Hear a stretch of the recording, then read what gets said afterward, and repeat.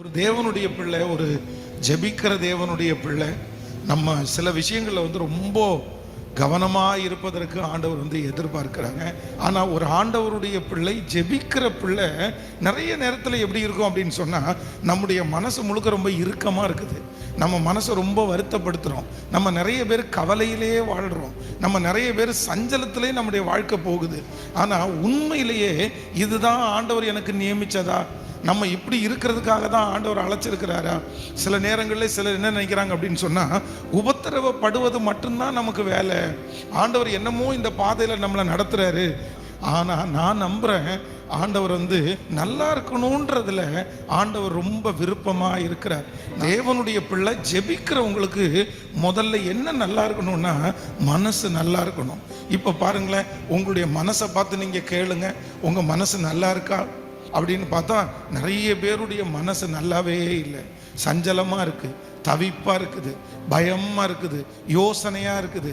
ஆனால் இல்லை, உண்மையாய் ஆண்டவருடைய சமூகத்திலே ஜெபிக்கிற ஆண்டவருடைய பிள்ளைகள் எப்படி இருக்கணும்னு கர்த்தர் விரும்புகிறாருன்னா, நான் நன்றாக இருப்பதற்கு ஆண்டவர் விரும்புகிறார்.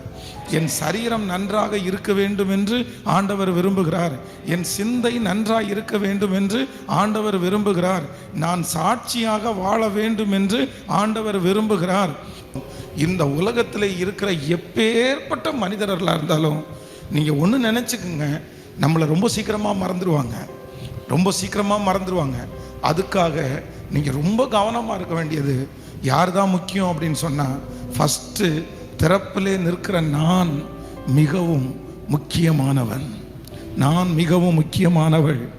இந்த எண்ணத்தோட கூட உங்கள் இருதயத்தில் இருக்கிற கவலை, உங்களுடைய இருதயத்தில் இருக்கிற பாரங்களை நீங்கள் நம்ம மினிஸ்ட்ரி பண்ணணும், நம்ம ஜெபம் பண்ணணும். ஆனால் எப்படி ஜெபம் பண்ணணும், எப்படி மினிஸ்ட்ரி பண்ணணும் அப்படின்னா, என்ன கெடுத்து கிடையாது, என்ன அழிச்சு கிடையாது, என் சந்தோஷத்தை. அப்போஸ்தலனாகிய பவுல் சிறைச்சாலையிலே கையும் காலும் கட்டப்பட்டிருக்கிறார்கள். ஆனால் அந்த இடத்துல அவங்க எப்படி இல்லை அப்படின்னா, சோகமா இல்லை. சோகம் இன்னைக்கு உங்களையும் என்னையும் ஒரு ஊழியத்தை நிமித்தமாய் சிறைச்சாலையில் போட்டால் நம்ம எத்தனை பேர் சிறைச்சாலைக்குள்ள சந்தோஷமா இருப்போம்? நம்ம நிறைய பேர் துக்கப்படுவோம், வருத்தத்தோடு இருப்போம். ஆண்டவரே இப்படி அனுமதிச்சீரே அப்படின்னு கத்துவோம், உபவாசம் இருந்து ஜெபம் பண்ணுவோம். ஆனால் பாடுகள் வேண்டாம் என்று சொல்லவில்லை.